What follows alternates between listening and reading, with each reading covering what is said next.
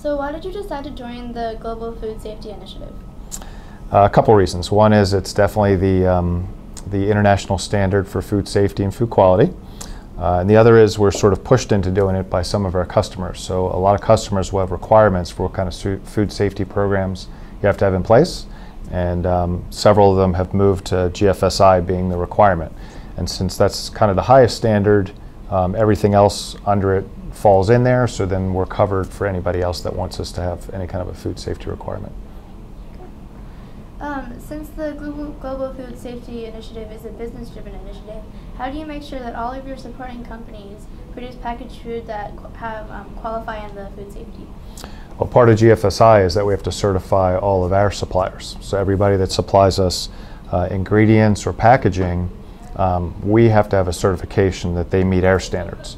So I think there's something like 19 different documents that we have to get from anybody that supplies us an ingredient or a bottle or a cap, anything that touches the product, in order for us to do business with them.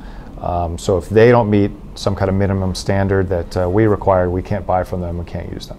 What are some of the food safety requirements for you guys?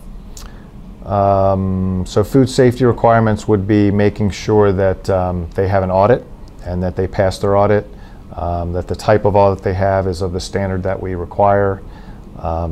There's specifications for all different kinds of ingredients. For instance, might be the pH levels, or color, or taste, or free from bacteria or yeast and mold.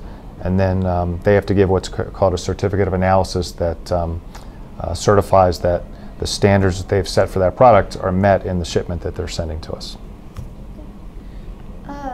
Why do you think out of all the other competitive small businesses that one day hope to become successful businesses were compared to your company and the widespread facilities for food production and monitoring?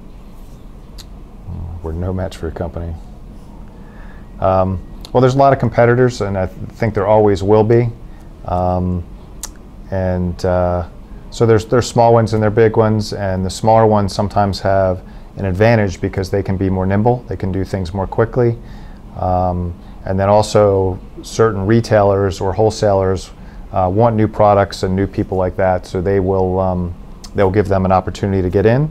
But then on the other side, they're at a disadvantage because, as you can see, it's a very capital-intensive business. Costs a lot for all the equipment and the facility, and that's a disadvantage for a smaller business that probably doesn't have deep enough pockets to buy all those things and invest all those things. Not to mention all the people that go behind this that have the skills and the experience to be able to make all this happen.